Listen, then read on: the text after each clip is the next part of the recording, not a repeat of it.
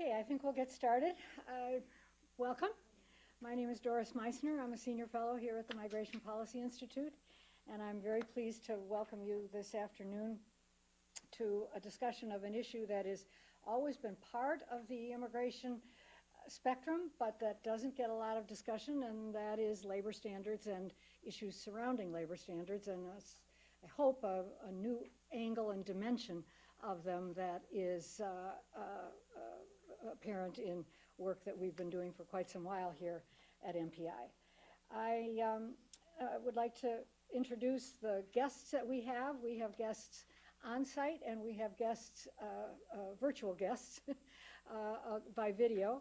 On site we have our report co-authors, who are Muzaffar Shishti on my left, who directs our MPI office at NYU, and Andrew Elmore, the co-author, who is on the faculty at the School of Law, NYU School of Law, and former section chief of the Labor Bureau in the Office of the Attorney General in the state of New York. We also then have by a remote or on video, Julie Su, who is the Labor Commissioner of the state of California, and in addition, Abby Hudgens, who is the administrator of the Tennessee Bureau of Workers' Compensation, and she's joined by a colleague, Amanda Terry, who is the director of their compliance programs. It'll become apparent as we talk about all of this why those states and the importance of those states in learning more about these issues. You can, during the course of this event, because we have a live stream audience, tweet questions to @migrationpolicy, or you can use the hashtag, #MPIDiscuss, or you can email events@migrationpolicy.org. And when we get to the question and answer period, those messages and questions that are coming in, we will try to get to in turn, along with those that might be coming from our audience in the room. So with that, let me start this off by saying a little bit more about labor standards and labor standards enforcement in this way. In the immigration world, in debates on immigration over the course of many years and decades, part of the debate surrounding enforcement of immigration laws has always had to do with how do you best enforce immigration laws.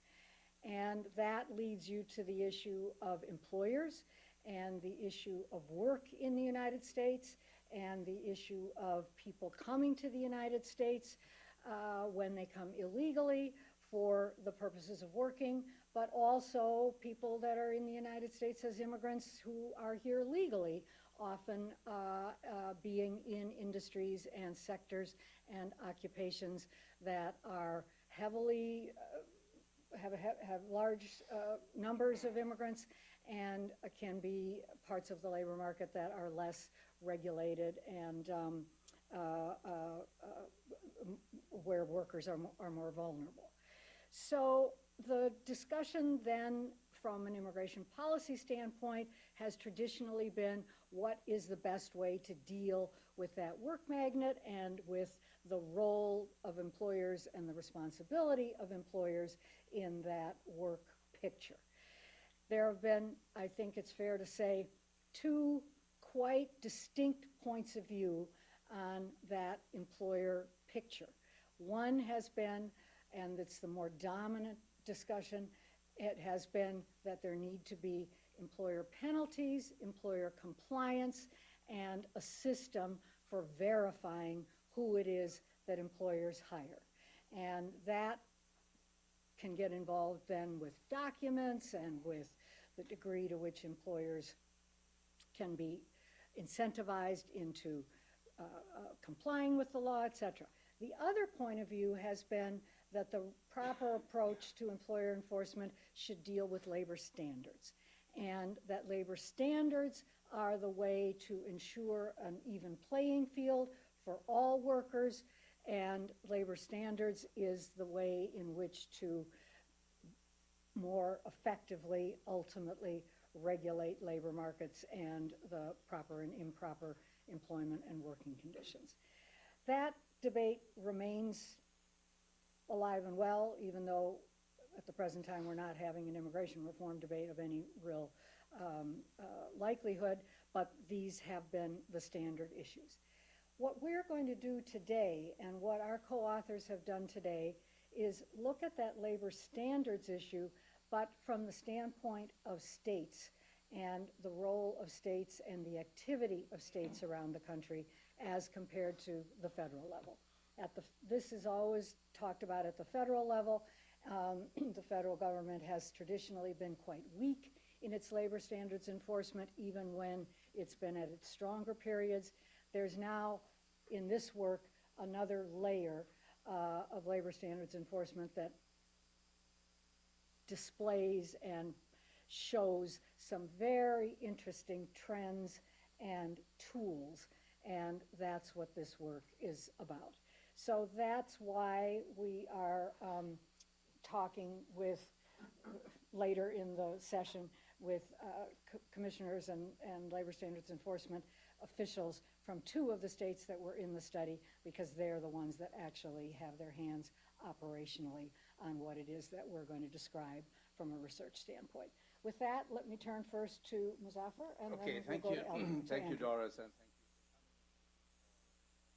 thank you taking part in the live stream, and particularly thanks to Julie, Abby, and Amanda for taking the time to join us. I know they all wanted to be here, but finally the travel schedules didn't allow it.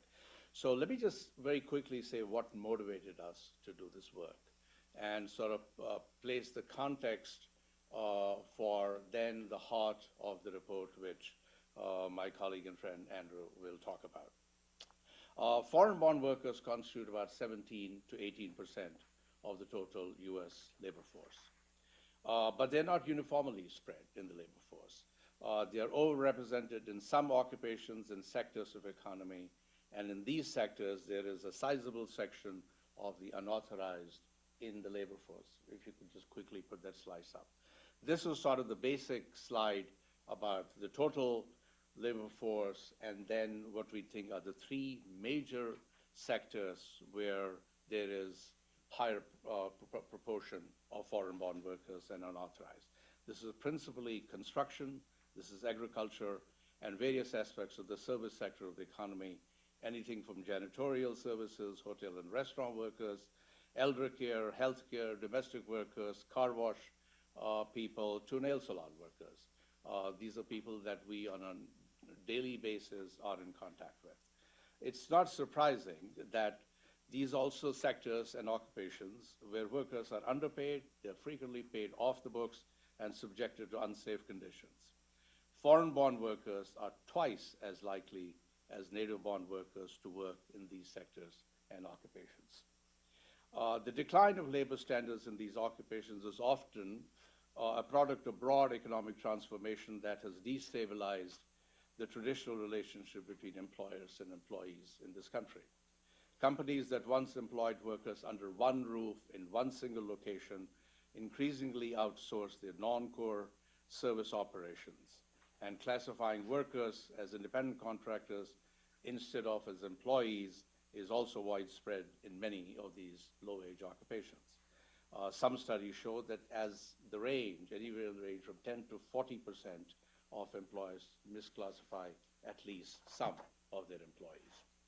Now, regulating the labor standards in low-wage sector where outsourcing and misclassification is common is a legal challenge, frankly, because workplace laws typically protect only employees, not independent contractors. Same is true with respect to employers' obligations to pay payroll taxes and contribute to the unemployment insurance, or to procure workman's comp, or to provide healthcare benefits. They apply only to employees, not to independent contractors. Therefore, it's not surprising that there's a huge incentive for employers to outsource and misclassify employees. The subcontractors that the big employers typically use are small, they're undercapitalized firms who keep costs low and remain competitive by defying all labor standards laws. Immigration law, unfortunately, further complicates the effort to regulate. As Doris pointed out, when we wrote immigration laws in 1986, the core component of that was employer sanctions. It came with the promise that this was lead to unauthorized workers no longer entering the labor market. Now, we are more than 30 years out, and hasn't worked out that way. Under IRCA, it probably surprises many of you that it's not unlawful to hire unauthorized workers. It's unlawful to knowingly hire unauthorized workers. And the knowingly loophole provides a huge incentive for employers to play all kinds of games with that law. Employers shield themselves from sanctions by using intermediary, temporary employment agencies, or simply classify workers as independent contractors. We also know that employers also give an additional weapon in the form of employer sanctions. They choose to verify the immigration status of an employee only when an employee chooses to assert any of their labor rights. And this legal position was further complicated by a 2002 Supreme Court decision, popularly called Hoffman Plastics, that held that an unauthorized worker who was unlawfully terminated is not eligible for back pay. Essentially, that immigration law trumps labor law. Therefore, the effect is that despite the threats of immigration enforcement and sanctions, it has not reduced unauthorized workforce. All it has done is simply pushed many of them into the underground informal economy. The combination of all these factors has led to widespread workplace violations. Studies in New York, California, and Chicago estimate that up to 26% of low-wage workers are paid less than the minimum wage. Another study estimates that labor standards violations could cost all low-wage workers in the country about $50 billion annually. In addition to wages, misclassification deprives employees of workmen's compensation and unemployment insurance. Now, and these things have consequences at various levels. A, the obvious, these violations hurt both US and foreign-born workers. They make it difficult for law-abiding employers to compete against companies that cut costs through non-compliance with these laws. Estimates suggest that employers who misclassify employees can decrease payroll costs in a range from 30 to 50%. And lastly, they deprive states of very critical tax benefits. So given this, how do you regulate this behavior? The two obvious vehicles are private litigation and federal enforcement. But both of these have structural and resource limitations. First on the litigation. Individual workers don't have private right of action to enforce workman's comp and unemployment laws in our country. Secondly, when they do, there's retaliation. Workers are justifiably afraid of retaliation. In one study, nearly half, I think maybe 45%, of the sample workers who made complaints to employers reported facing some form of retaliation. In the federal context, U.S. Department of Labor is the principal federal agency with jurisdiction in this arena. Even setting aside today is the current regulatory or non-regulatory turn in the federal administration, the U.S. Department of Labor has always faced resource constraints. In the best of times, the Department of Labor had 1,000 employees or inspectors to cover 8 million workplaces in the country. You just have to do the math. Thus, given this reality, we explored what states and localities are doing in this arena. And we learned, to our huge surprise, that the role that states and localities are playing in the workplace enforcement today is underappreciated, understudied, and now become one of the most important critical components of regulating low-wage workplaces in the country. There are three reasons, in my mind, for this activism by the states. First is that states have vested financial interest in this phenomenon. Companies that underpay workers and shift workers off payroll deprive state governments billions in taxes. This has real impact on their budgets. Second, wage and hour violations that lower the income of low-wage workers increases the reliance of these workers on the local social services, which are expensive. Third, states are the primary regulators of workman's comp and misclassification, and any misclassification schemes that avoid paying workers' premiums sort of drive up rates for all honest legitimate businesses. And lastly, probably most importantly, states and localities have a broad array of administrative, licensing, civil, and criminal enforcement powers to deter and punish violators of various labor, insurance, and tax laws that federal government is not able to match because states have uniquely potent tools which is easier for them to employ. The example I like to say that if an employer has not paid his or her workers for months and the U.S. Department of Labor brings a complaint against you, they can at best try to negotiate what part of the areas, what part of the dues that you have you will pay. They won't be able to shut you down. But on the other hand, if a New York State inspector finds one roach in a restaurant, you close it down in a day. That's the level of the difference of the impact between these. And in doing this report, we were impressed by, the roach is not the best example for this phenomenon. We were impressed by the wide and the innovative variety of the use of state power in using the distinct leverage they have. They're not only using this leverage, they're using it strategically, especially in a world when they have limited resources. How the strategic leverage is being used in the states that we studied for this report is what my colleague Andrew Elmore will describe for us. Good afternoon. Thank you to Migration Policy Institute for supporting this project, in particular to Doris, as well as Michael Fix for their long-standing support of the project, as well as to my co-author, Muzaffar Chishti, who, in addition to his important contributions to the report, also has played an important role in persevering through this project in order to drive it forward. I'd also like to thank Abby Hudgens and Julie Sue, as well as Amanda Terry, for speaking with us about their agencies, as well as participating today in this event so that they can share their own experiences with strategic enforcement through state enforcement tools.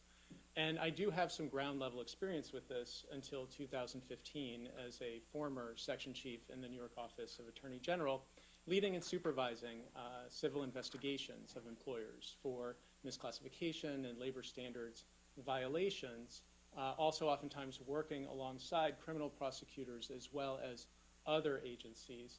And I developed a deep appreciation not only for the unique stake of state and local government in these problems, but also the potent civil and criminal enforcement tools available to these jurisdictions. So that's what I'm going to speak about now. I'm going to discuss the civil enforcement tools and criminal enforcement tools available to these agencies.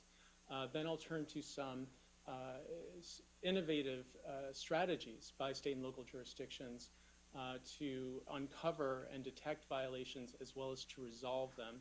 And lastly, I'll finish with some of the key recommendations that we provide in our report to these state and local governments. So to begin first with civil enforcement tools. State and local governments have civil enforcement tools at least as strong as those of the federal government, as Moose alluded to earlier with his roach example. To begin on the left, state and local governments oftentimes have powerful inspection and investigation powers, including issuing subpoenas for witnesses and testimony without having to first go to court. Second, adjudication power, the ability to create administrative procedures to adjudicate specific claims of misclassification or labor standards violations. And third, the issuance of administrative orders, again, without having first to go to court, to award restitution as well as to provide for injunctive relief in order to cure illegal conduct by an employer. To provide three examples, one of each of these, beginning with investigations, the New York Attorney General, like many state attorneys general, resolve complaints of labor standards violations through their investigation powers. The New York Attorney General has reported that since 2011, it's recovered more than $30 million for over 20,000 workers in the state, primarily through the use of its civil investigation powers.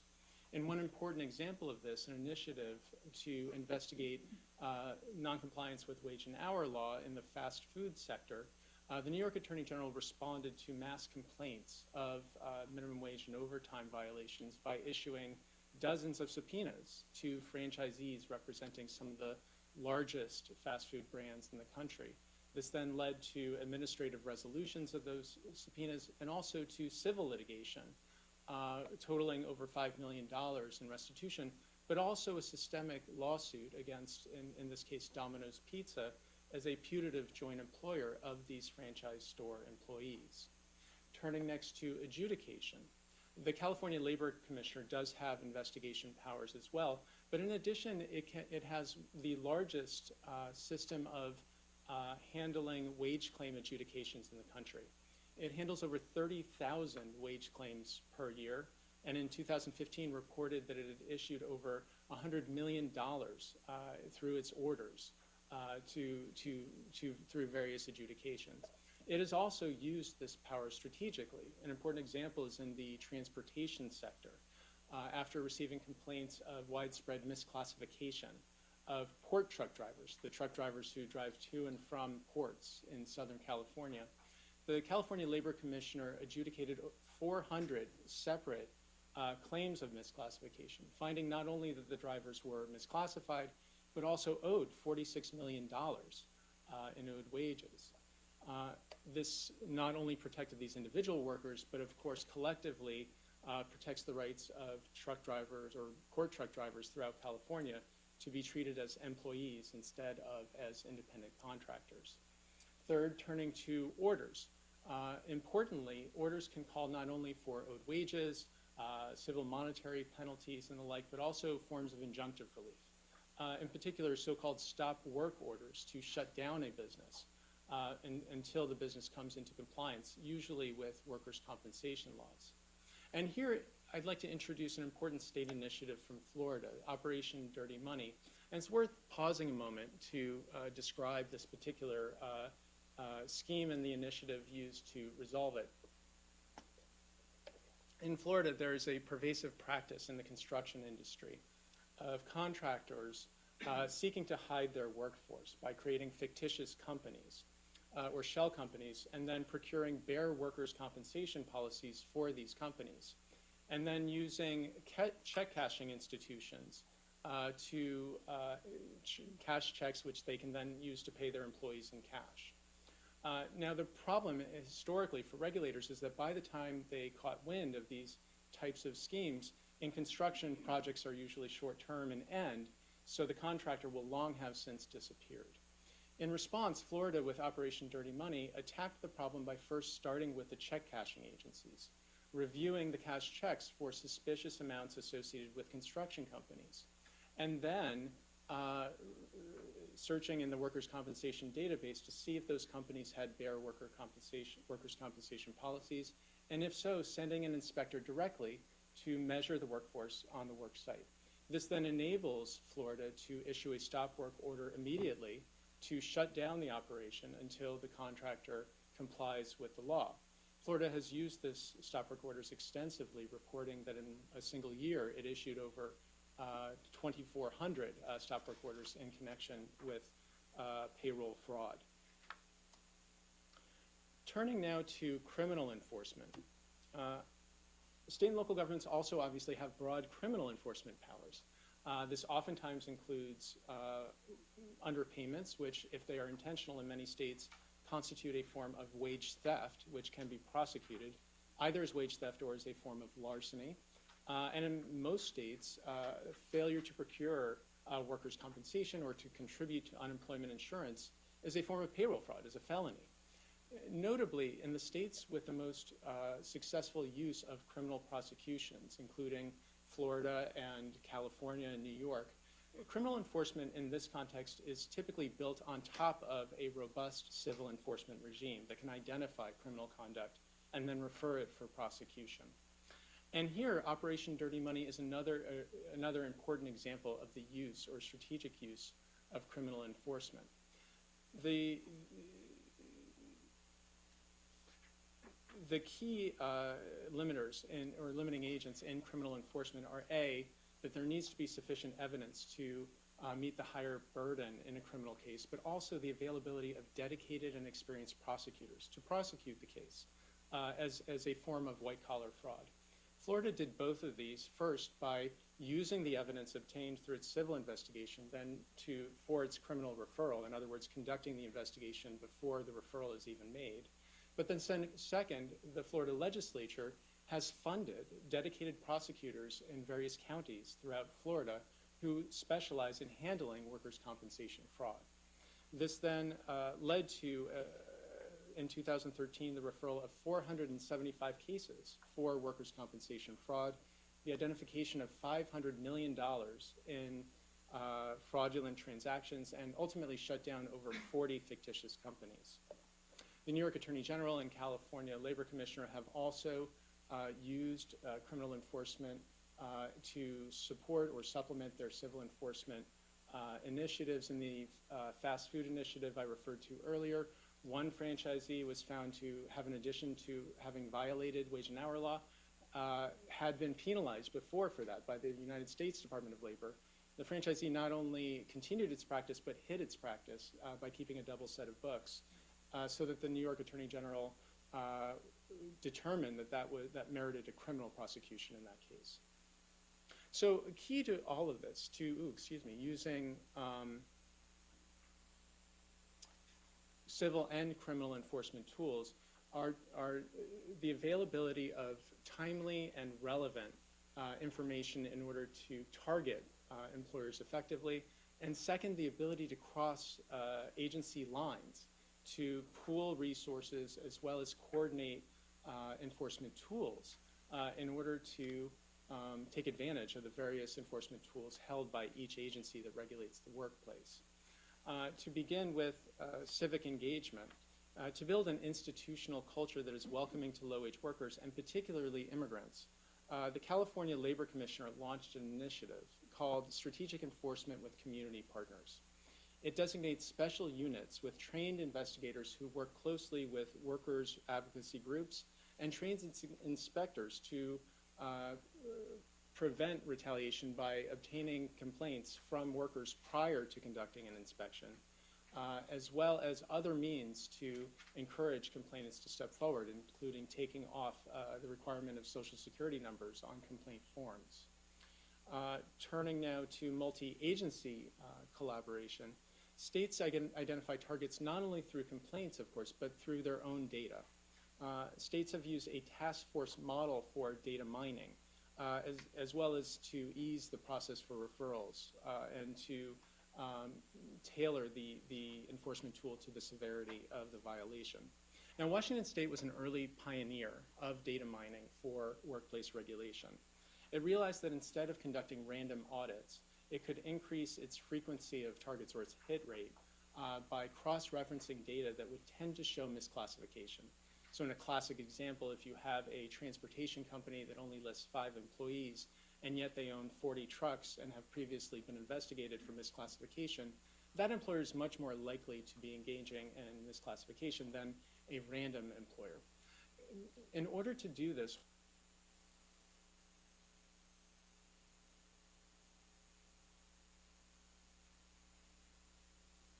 workforce agencies, but also the Department of Revenue and various other agencies that hold employer data, and held the data, or holds the data, in an independent platform, and then cleanse from that data set any data that cannot be used, either for privacy or tax law reasons.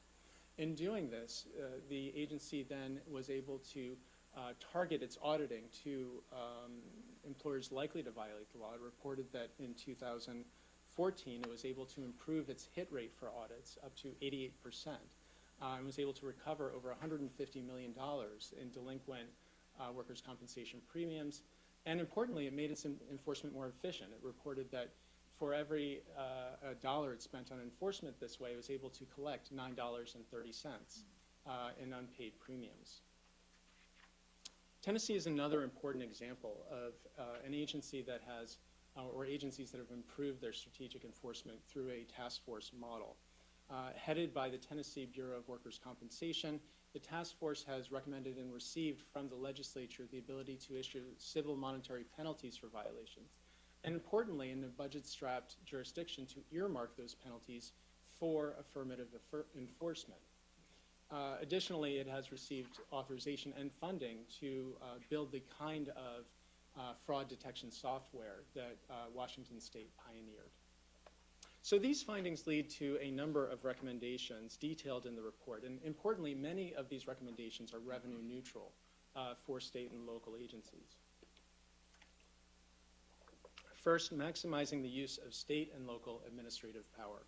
Agencies that primarily rely on a first-come, first-served approach to handling complaints can develop a strategic enforcement approach by targeting low-compliance sectors in the economy and by using high-impact civil and criminal enforcement tools to resolve complaints or violations.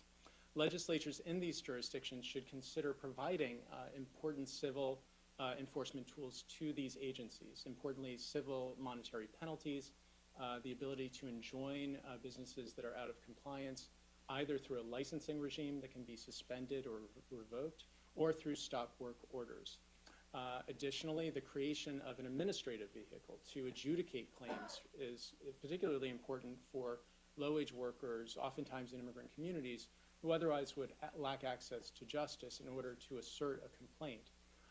Third, the creation of a wage bond or wage insurance requirement to enable the worker to collect on unpaid wages in instances in which the employer is judgment-proof.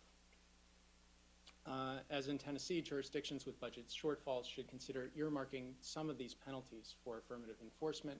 And lastly, agencies can provide guidance to their staff about when to expand an investigation or an adjudication to similarly situated workers. Turning next to leveraging data to target payroll fraud and wage and hour violations. Like Washington and now with Tennessee, agencies that audit or inspect workplaces should consider an analytics approach to data mine in order to improve their targeting capabilities. Building off of Washington State's example, entering into a data sharing agreement is a revenue neutral way to coalesce or collect data into a single repository. Important to doing this will be to identify particular data sets that will need to be cleansed from the data in order to be in legal compliance with tax and privacy laws. Third, criminal enforcement to prosecute egregious labor, safety, and payroll fraud violations. Importantly, in jurisdictions that have no or weak criminal laws with respect to misclassification or labor standards violations, legislatures should consider appropriate criminal sanctions for this conduct. In addition, those criminal cases that are targeting misclassification should also consider wage theft, since these problems are oftentimes intertwined. And lastly, in order to encourage complainants to step forward, particularly in a criminal case, there's a need to think about ways to encourage complainants to step forward. This could include a restitution fund for labor standards violation victims, as well as the establishment of a protocol for certification of a U visa, which, as many of you know, provides certain immigration law protections to cooperating witnesses. Fourth, strengthening private stakeholder engagement in public enforcement. Engaging with private stakeholders is key for these agencies because it deepens their knowledge about illegal workplace practices, it encourages complainants to come over, and with respect to employers, it can educate the employer community about compliance with the law.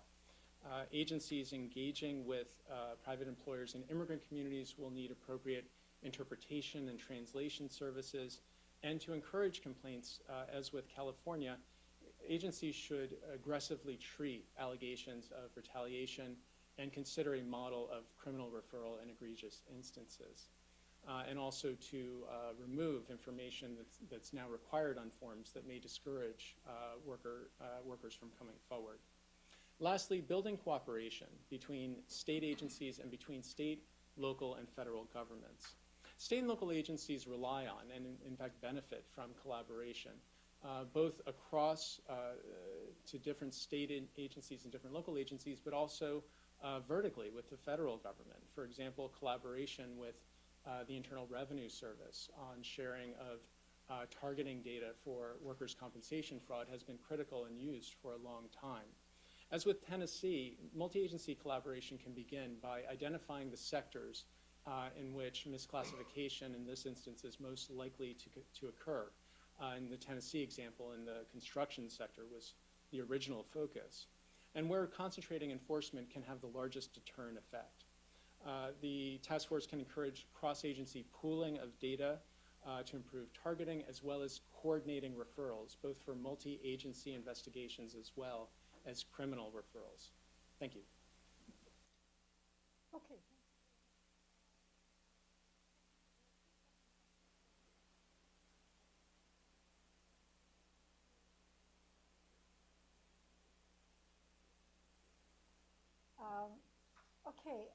We're going to turn now to our guests by video, California and Tennessee.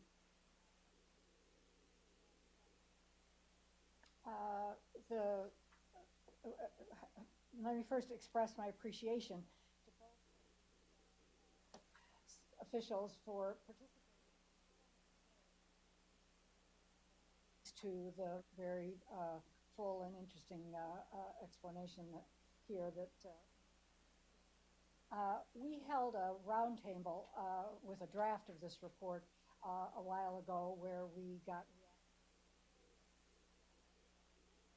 labor unions from other immigrant advocates that work in this realm, as well as from states.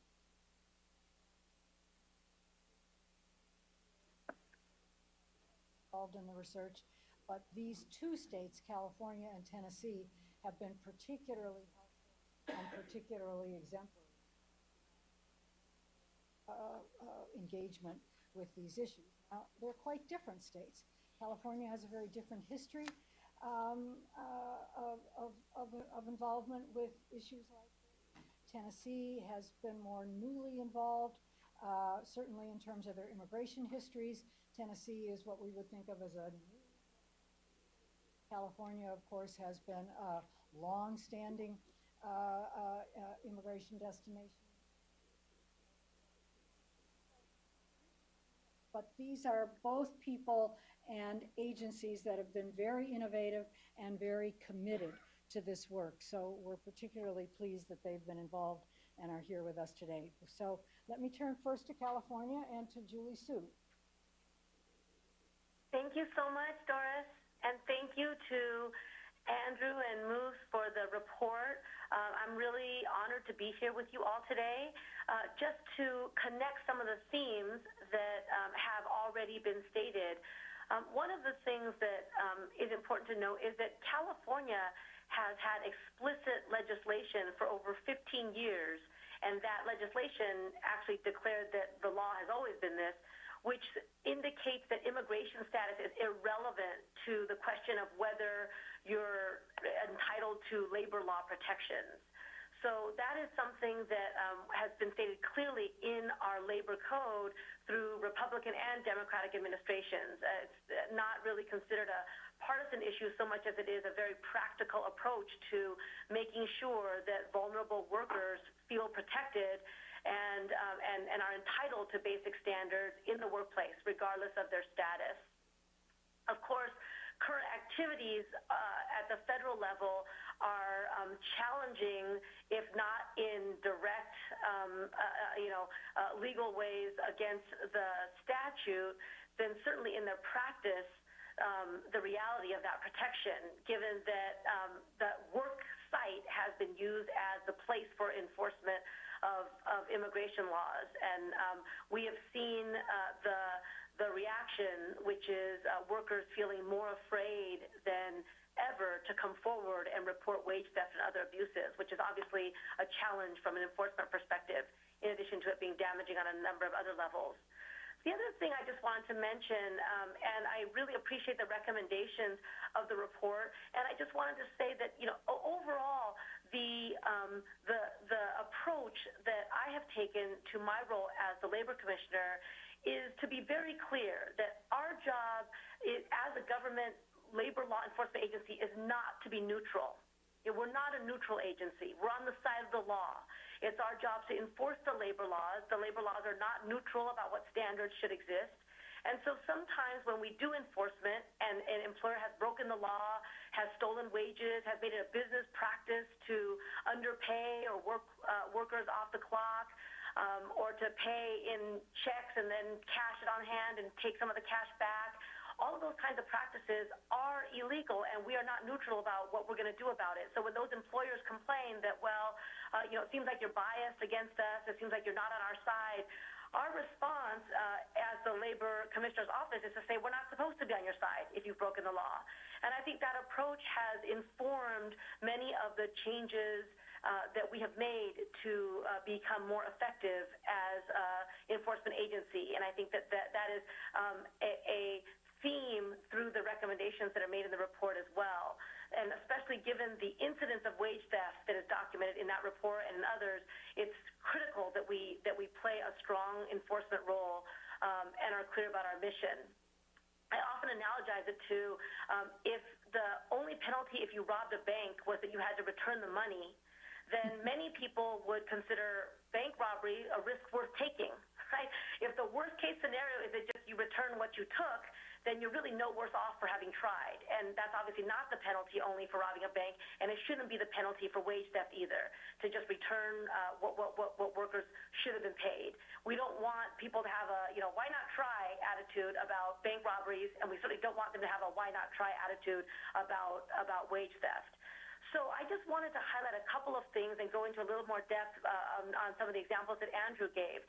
As he mentioned, in California, we do have a wage claims adjudication system. We hear over 30,000 claims a year in one of 16 offices across the state of California. And this is a powerful way that individual workers can step forward, file a claim, get their claim decided. We often help to resolve claims even without a hearing. Sometimes the employers just really didn't think the worker would ever speak up. So once the worker does come forward and we get involved, they're willing to resolve the claims. Now, one approach we've taken along the lines of, we're not really just trying to put money into workers' hands they should have had all along. We really want to try to deter future violations is we take the approach that, our job is not just to arrive somewhere in the middle. We're not just trying to settle claims. If the worker claims that they're owed $10,000 and the employer says they're owed none, we don't consider $5,000 a good result if the worker actually was unpaid. At a minimum, we want to make sure the workers get what they should have been paid. And on top of that, there are many statutory penalties in California that incentivize employers to comply in the first instance. Also, to the point of misclassification, which was mentioned earlier, one of the pushbacks we've gotten in cases about misclassification and in the port trucking industry, which Andrew mentioned, this has been very, very pronounced, is that the industries will say, well, these issues are really too complicated for the Labor Commissioner's Office. These cases really should be resolved in court. They're really not appropriate for the administrative system. And our response to that is oftentimes the more complicated the issue, the more the exploitation, right? That issues are made complicated in order to obscure violations, to confuse workers, to make them not understand exactly who employed them and what rights they had. And so oftentimes, if they are complex, that's a sign that we should not be running away from them, but we should be running toward those cases and actually do something to try to rectify the violations. So as a result, we have adjudicated over 400 claims in the port trucking industry alone, finding over $45 million owed since 2012 to drivers in that industry. And we've had a number of other misclassification cases that we take on because we recognize that it's important for the state enforcement agency to make sure that misclassification does not occur, because that's critical to ensuring that the basic labor law protections that rely on employer-employee status are actually meaningful and real. The other part I just want to mention about wage claims is, especially in light of the increased vulnerability of workers and the fear of coming forward, is we launched a Wage Theft is a Crime campaign in 2014. And the tagline, Wage Theft is a Crime, is not an accident. We thought long and hard about using the term wage theft, which I'm really happy to see is much more common lexicon now to talk about what it really is, which is, workers getting something that they earned stolen from them, but also indicating it's a crime to show just how significant, how important such violations are, and how damaging. And so that campaign, we use billboards, we use advertisements on bus shelters and bus sides along paths where workers traditionally use for transportation, and we use radio spots on English language, but also Spanish, a number of Asian language radio stations to just get out the word that what wage theft looks like, the many forms that it takes, and the fact that workers could make a complaint to the Labor Commissioner's office. I want to shift now to talking about our strategic enforcement approach, which Andrew also mentioned. We launched an effort to make sure that we were not using random inspections, right? This practice, which was prevalent in the past in this office and is sometimes utilized by government agencies because there's a sense that, it's hard to, are we allowed to pick and choose our cases? Should we just have to take whatever complaints come in and investigate them on a first-come, first-served basis?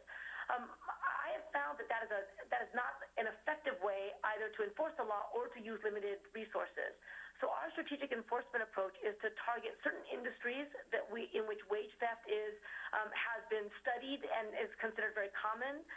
There are also industries in which California law has recognized that there tend to be high violations. And so in those industries, we have specialized teams who do in-depth investigations of employers and of the chain employers who break the law. And those industries are car wash, janitorial, restaurant, residential care, agriculture, construction, and garment.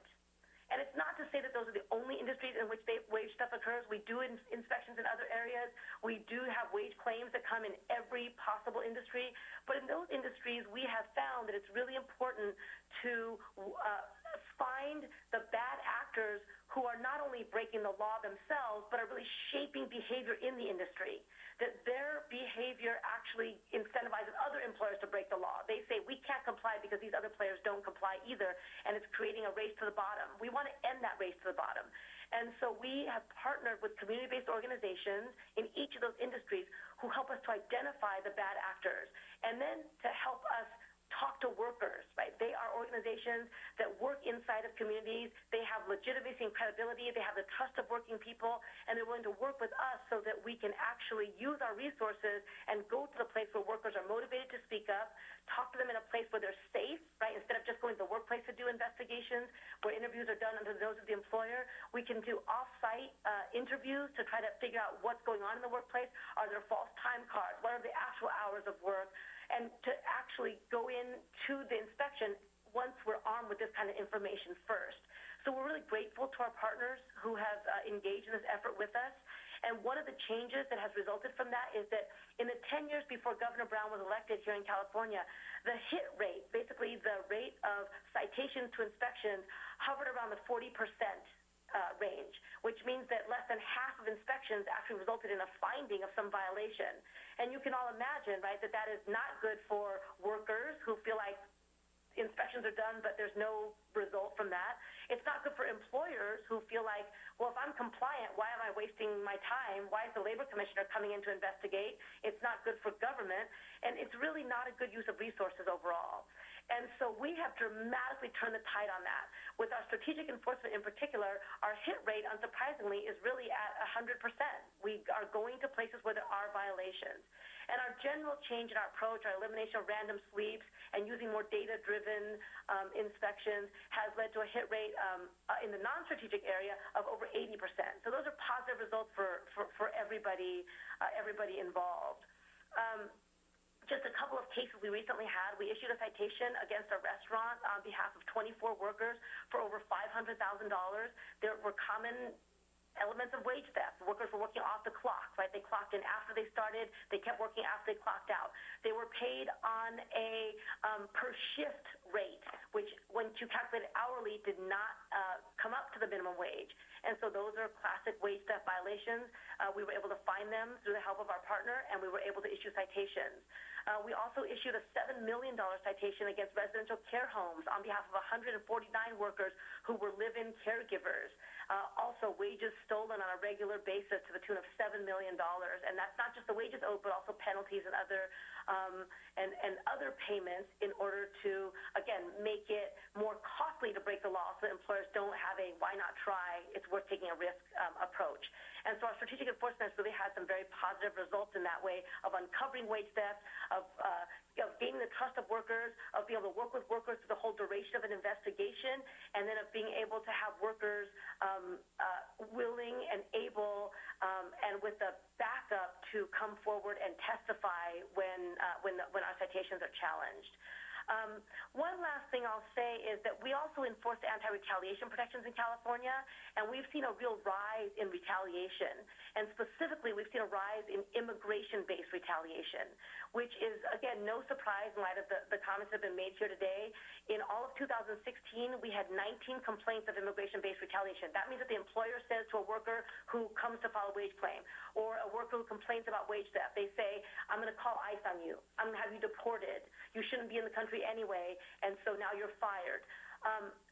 In 2017, in that year, we had 90 claims. So it grew by over 4 times.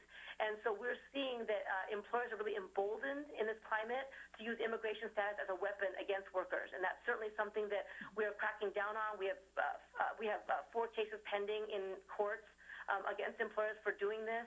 And we are doing everything we can to demonstrate that we are going to hold employers accountable for abusing workers and trying to chill workers from coming forward based on their immigration status. Julie, thank you so very much. I want to apologize to the audience that we don't have a bigger image of Julie, but you could see her to a degree, and you could certainly hear from what she was talking about why California is such a leader here and why Julie herself, as the Labor Commissioner, is a real voice in this field. So thank you again for participating in this work with us, as well as here today, and thanks in advance for staying with us for the Q&A. Let me turn to another very important leader and very interesting state in this terrain, and that is Tennessee, and Abby Hudgens. Good afternoon. Thank you for having us. Our story is a bit different from California. We are focused on misclassification as it relates to workers' comp. And our story, I think, is interesting and is one other states might be interested in knowing how we got to this point. About 10 years ago, we had a grassroots effort of people who were concerned about this issue. And we really had no stakeholders who were against the concept. It started with our advisory council on workers' comp, and the whole issue was around those employers who were not fair to other employers by avoiding paying unemployment, avoiding paying workers' comp premium, and then, of course, walking off when one of their employees got hurt. So a task force was formed about 10 years ago as a result of this grassroots effort. And it had representatives of Commerce and Insurance, the Department of Labor, the District Attorney's Office, the Attorney General's Office, the TBI, which is our Tennessee Bureau of Investigation, the Bureau, the NFIB, the Chamber, Construction Licensing Commission, and several construction groups. So it was a very broad-range group. They had a specific task, which was to bring to the legislature ways to make a difference in the construction industry where there was misclassification.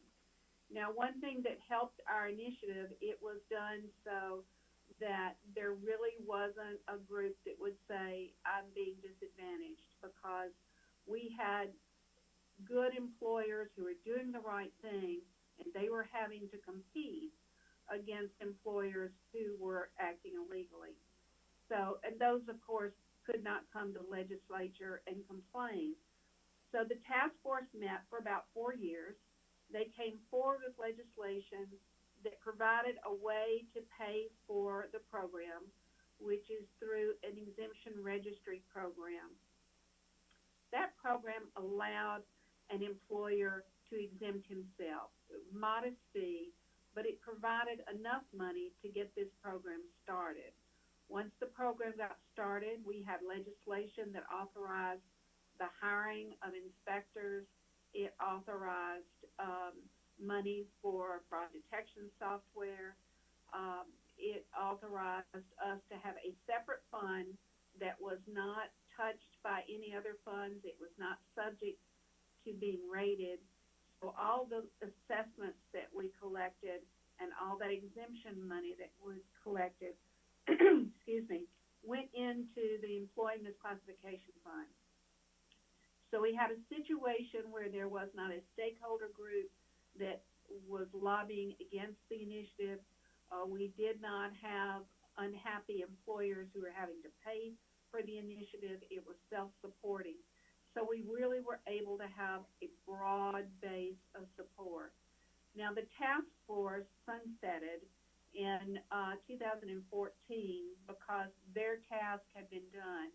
But I think it's interesting to note that there was such broad support that all the members of the task force stayed on as voluntary members of our Employee Misclassification Advisory Council.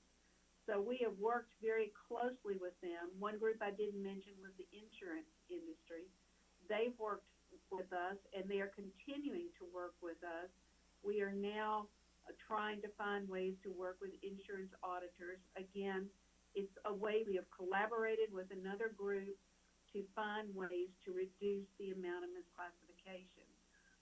The monies that we raise not only pay for the program, but they help pay for benefits for those employees who may have a work comp injury and there's no employer who's willing to provide the benefits.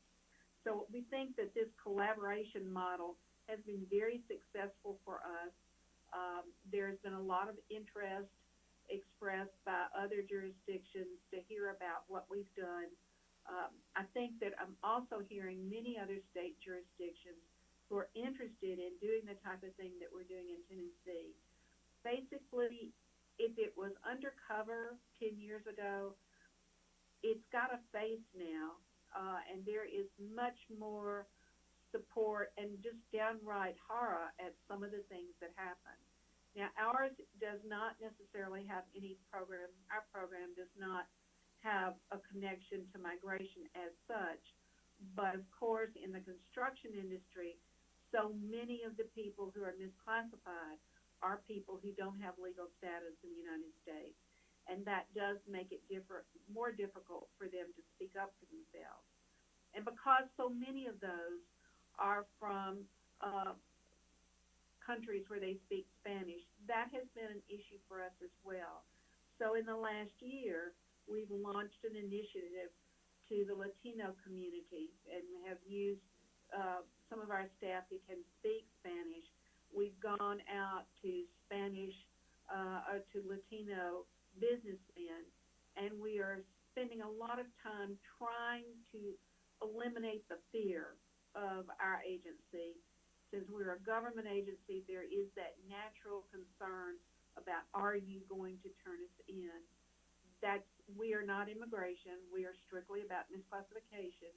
So we don't deal with that at all, and we never have had any interaction with ICE. The groups we do have interaction with would be the Bureau of Investigation, and they would be the district attorneys. But those are where we think there is a criminal case involving misclassification. We have had some cases that rise to the level of slavery, we think, and those we have turned over, and there have been some criminal prosecutions. We have been relatively successful with assessments. Over the last 4 years, we've probably assessed over $20 million. But one thing that we think is important is the broad base of support, and that support continues every year as we look for ways to make the program more effective. We did use software for a period of time for fraud detection, and what we've discovered is that we are going now in the process of beginning to develop our own in-house program. We have access to a number of sources of data. Again, our problem is directed solely toward workers' comp, so our data sources are a bit different. And we use those to try to find ways to identify possible cases of misclassification. We, as California, we do not rely just on tips, although we're happy to get those. One of the other groups we try to collaborate with are union groups, because they are on work sites and they often see where there's a problem. It's been our experience that the primary contractor is not where the problem is in construction projects. It is usually the third or fourth subcontractor. We call these people labor brokers. They're not really contractors. They are people that take advantage of other people and bring them on the job and call them independent contractors. So we have an active program to deal with that, and that has been our focus for the last 4 years. We also work some with the Federal Department of Labor. We have a memorandum of understanding with them. Their focus is a little bit different. It's on wages, but we do find areas where we can work together. I think it's just important for the word to get out, and it's not only about people who have immigrated, but it's about all employees who may be treated unfairly. And it's also about employers who do the right thing. As the commissioner from California mentioned, it's difficult for people to continue to do the right thing if they see someone who is able to cut cost and profit from that, and they're continuing to do the right thing. So we have a lot of incentive in Tennessee to bring it into this process. Although I have discovered that sometimes we are like the little boy in the dike. We plug up one hole and they try to figure out another way to continue their practices. So it's not an issue that we by any means think we have solved.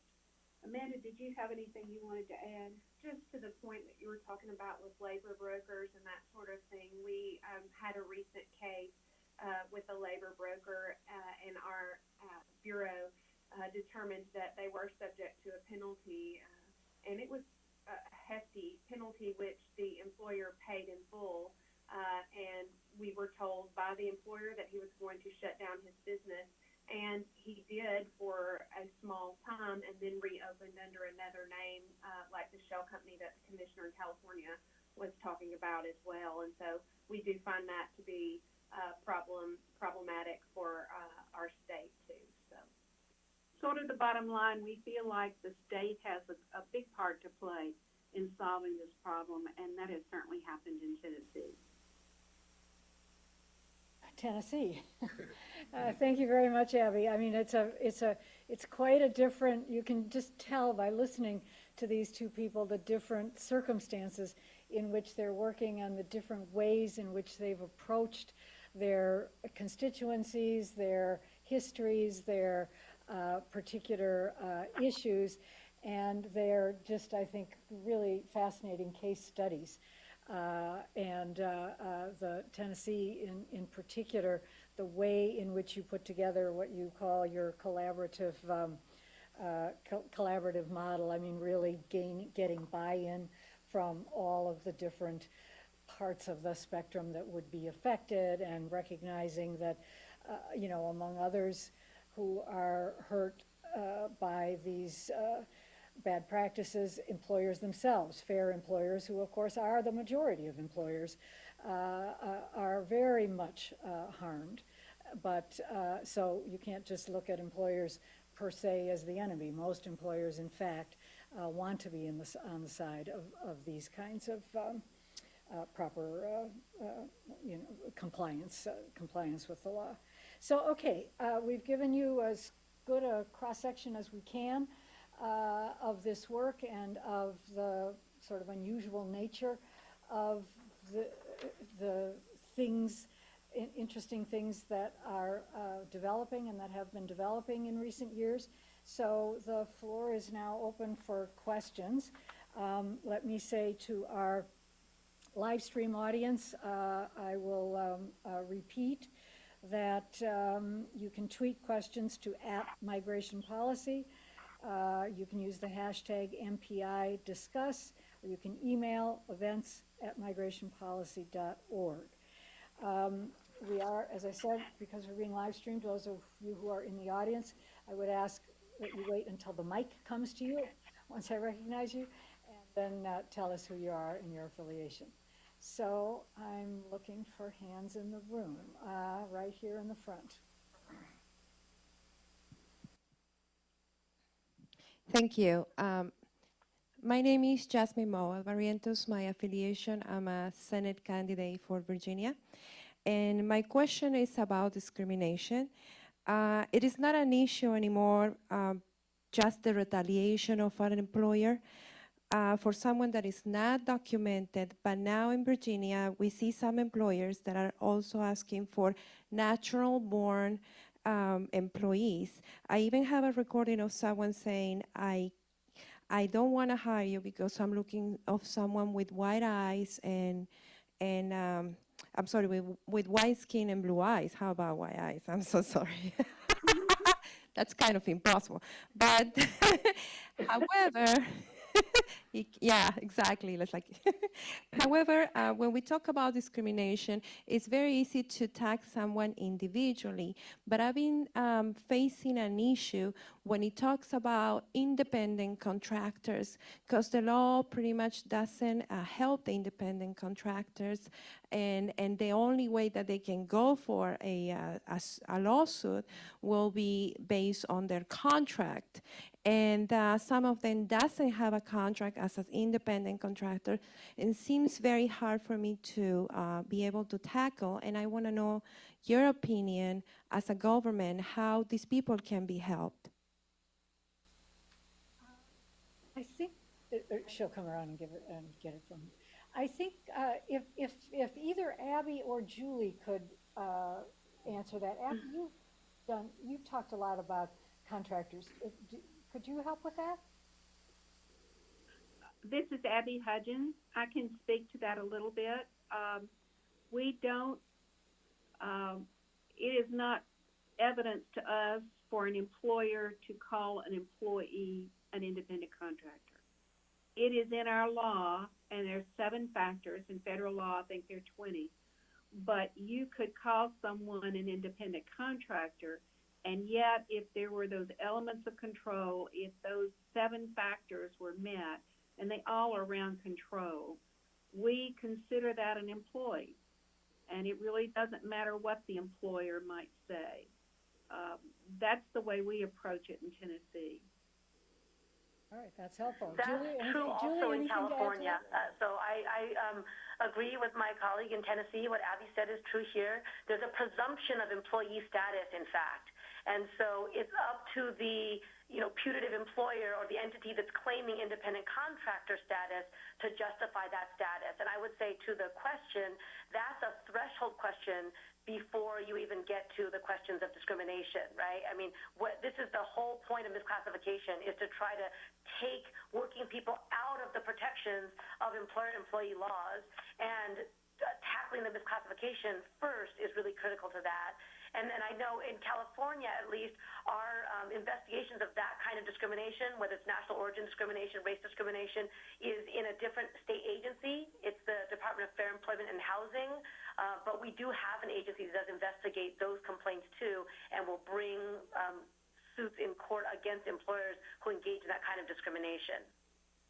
They will do the misclassification analysis before they proceed as well, though.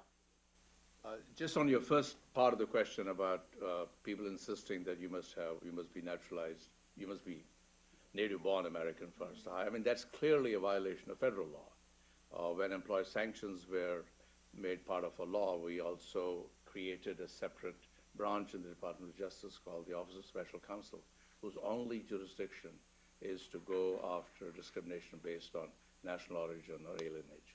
And they're very effective tools, so I would suggest that that's the easiest part of that to enforce, and that has a lot of leverage.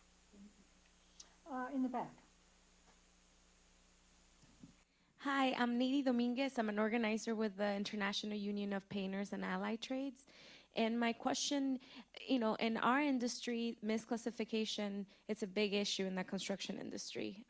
And one of the biggest challenges we face is workers themselves knowing that they have been misclassified, but because they're undocumented, not being willing to come forward because that is actually the most protected legal form that they can use their individual taxpayer ID numbers to be able to lawfully work, right? Because they don't have social security numbers that then we can push the employers to actually have them on payroll and have them, be full workers. Now, we know and we agree with both the California representative and the Tennessee representative that, the law is on our side, but it is really hard to enforce it when the workers are fearful. And in fact, because of federal constrictions, this is like actually the only way many workers can lawfully work without having to lie or to their employers or any other agency. So I was wondering if there were thoughts or some of the tactics that some of the government agencies have dealt with this issue, specifically how to support the workers through this process when they're fearful of retaliation, but overall when they're fearful of just not being able to have a job. Julie, Absolutely. So I think that's an excellent question. It's certainly something that I feel like I grapple with every day on the job. I think that certainly, right, it's one thing to say what the law is. It's a very different one to say what the experience in real life of workers is. And I think for us, the state agency, and I know Abby mentioned this too in Tennessee, one, it's really important not just to be silent about this issue, but to be proactive about saying who we represent, who we serve, and who our doors are welcome to. I just think that we have to provide a counter voice to the other voices about what government is doing and could do to immigrant workers. So that's one step. But I will say that for us, the strategic enforcement model of working with groups, and I do have to credit the questioner, Nady, was actually in California for many years and helped to establish one of our key partners in the car wash industry right now. But working with an organization like that continually engages in on-the-ground work, in organizing, right, in empowerment work with workers makes a really big difference. So that they are coming forward to speak to us. We're making steps to make sure they do it in a place where they're safe, right? If we're trying to minimize the risk of retaliation, then going on site, conducting inspection, asking workers in front of the employer what's going on in the workplace is almost an invitation to retaliation, right? It's very clear to the employer who's talking and who's not. And it's a very easy way for employers to coach and otherwise threaten workers from talking to us. But doing the off-site work, doing the advanced work before we do inspections so that workers are in a safe place with an organization that they trust has helped us tremendously to push back on that very real risk that you mentioned, Nady. And then the last thing I'll say about this is what was already mentioned in the report and what Andrew mentioned, which is there are some tools. I mean, there are restrictions to them, so I don't want to overstate their value. But where if a worker is a victim of a crime, and that crime could be obstruction of justice, right? And a lot of times the threats to workers who come forward constitute an obstruction of justice, then or witness tampering, right? Those kinds of crimes could qualify an individual for U visas, and we do certify U visas. And we have some sense, even in this current federal administration, that U visas will continue to be granted, and that those workers who apply are not going to be reported to ICE. Now, assurances at this point about that are obviously anybody's guess. So we're cautious, but that is one federal tool that has been available and has not been repealed. Okay, in Tennessee, we have the same issues that we face on a daily basis. I know it's one of the most difficult aspects of our investigators and our team that try to investigate these cases. That's one thing that we do is we train our investigators to talk with these people. But the main problem we have is getting the people to respond and to actually talk to us. Most of the time, what we see in our cases is they just completely shut down and shut us out and don't return calls. That's why I think, and I feel certain Abby feels the same way about the Latino and Hispanic outreach. That has been very important for Tennessee this year. to start those kind of conversations, to go in to the communities and to introduce ourselves and to have the open and honest discussions with them and to try to answer any questions. And it would be the same with any community that would, want to have us come in and educate.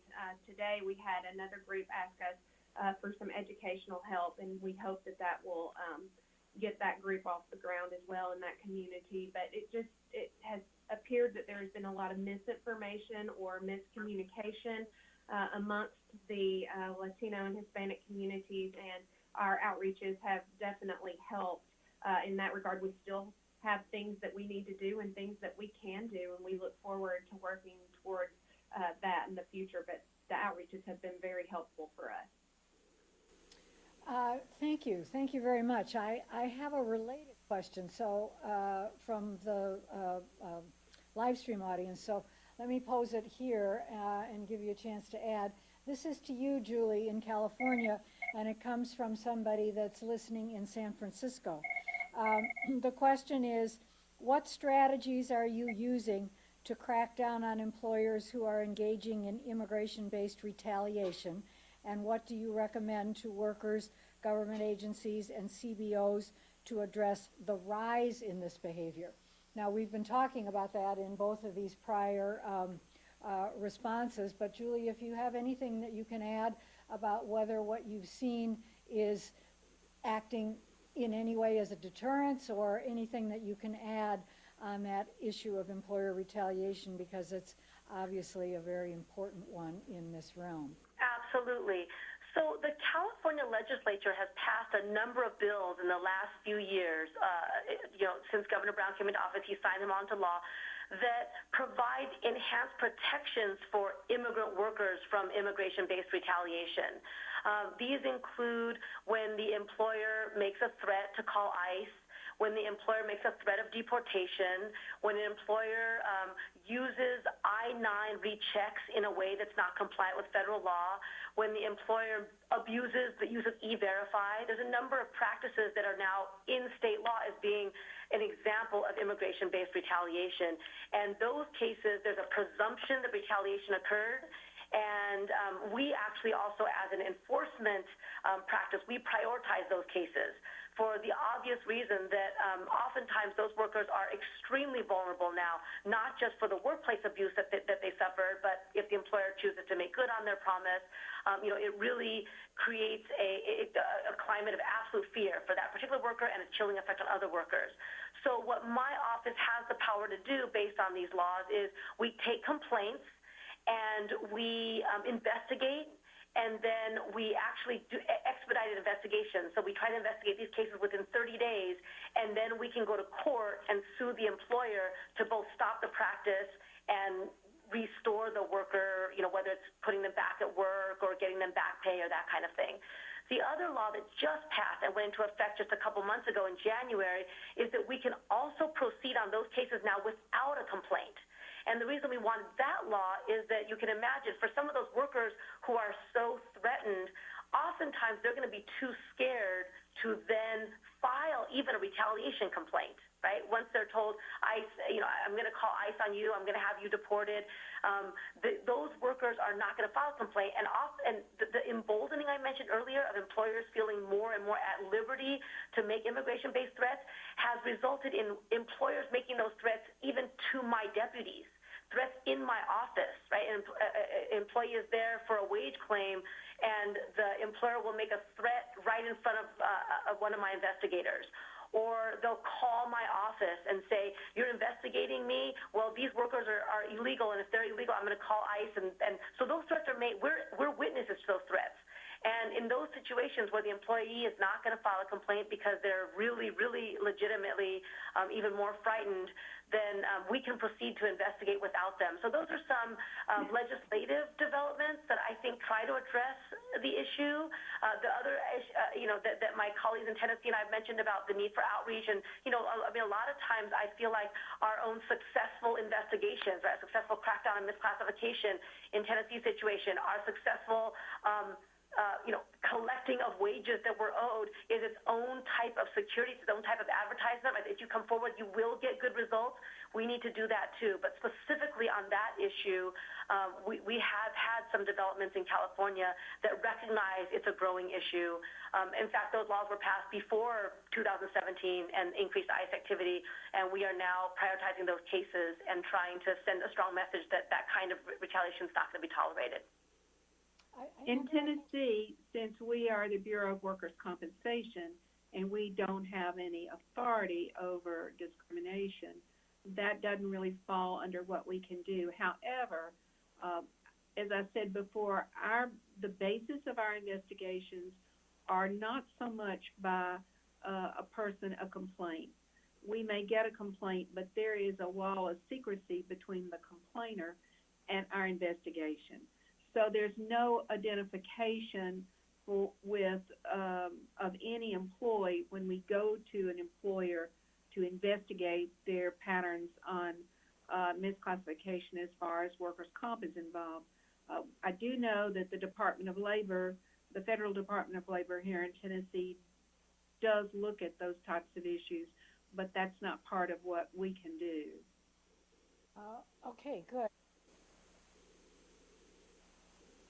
From Julie and Abby about the importance of anonymity in complaints. And this extends also to state attorneys general, who oftentimes can commence an investigation based on anonymous complaints and will never ever have to release the names of the particular complainants because they're able to resolve those investigations administratively. This is another advantage of being able to conduct enforcement within an administrative agency, of course, instead of through the court system. And that extends both to attorneys general as well as the various departments represented here. Any further questions? Okay, then I'm going to ask a final question. So we've had this, broad tour d'horizon now of what's going on in a number of states around the country, but at the end of the day, this is states. And so it is representative of what's happening in those states, but what about the country at large? From your work, Abby and Julie, with other states, what do you see to be the state of play with enforcement of the kind that you're doing in other parts of the country? Is there a potential for more of this? Are other states interested? From our co-authors, in looking at this overall as a research topic and surveying the country, how many states are doing work along these lines and are not? Let me go to Julie and Abby first. Julie? So, Doris, to take both questions, right? So I'll say on the anonymity issue, that definitely is, it's a challenge. Certainly in our wage claims process, claims are not anonymous, right? The employer is given the ability to face the employee. Now, like I said earlier, oftentimes what we find is that these employers in this informal economy simply break the law because they don't expect to ever get caught. They break the law because they don't expect their workers to ever speak up. So when they do speak up, sometimes we're able to resolve that claim through a phone call from the labor commissioner, for example. And so that's not actually exactly an anonymous complaint, but they do get the protection of the state being on their side, the labor commissioner intervening to try to resolve their issue. On our field enforcement side, we try to protect the identity of individual workers as much as possible. It's part of what I said about doing interviews off-site. Our citations are the labor commissioner citations, right? Like, as you mentioned, they're not in the name of individual workers. But at some point, when individual workers are going to be paid, when we do an audit, we do need to name the individual workers who are entitled to wages. So there's some protection in the sense that it's not the worker bringing forth the violation, right? They're not citing the employer, but we do name the individual workers at some point in order to get them paid. In the retaliation context, though, we do have the ability to protect a complainant for a duration of time and to also protect witnesses in retaliation cases.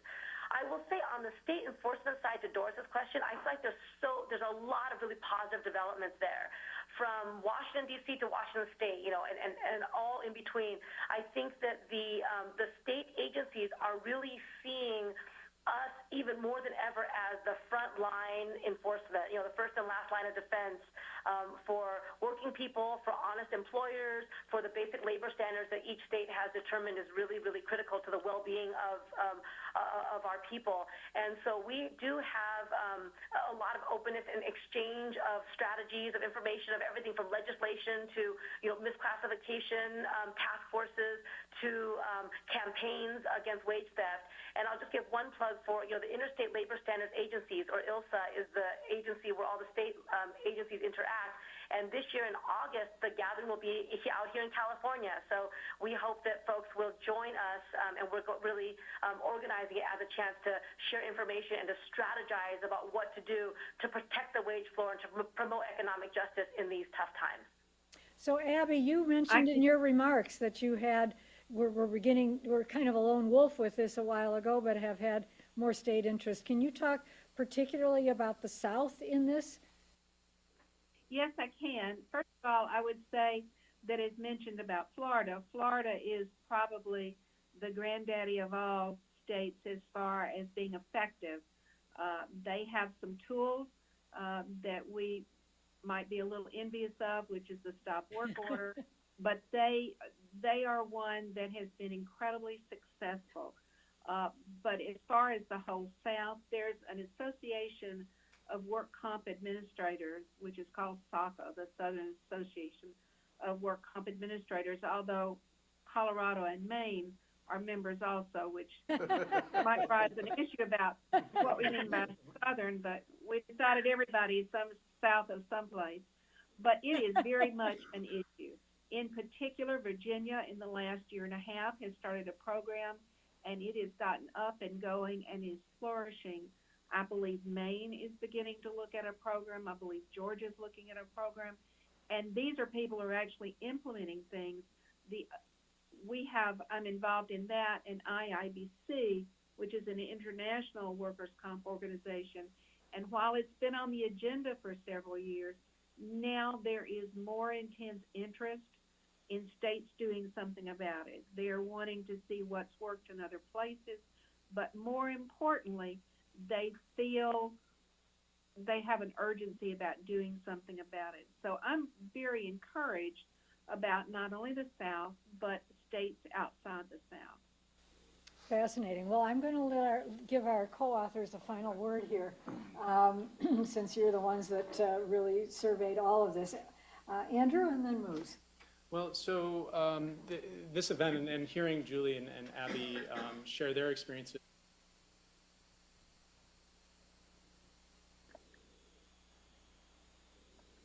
see how broad and deep different state and local interests are in this issue, as well as the varied enforcement tools.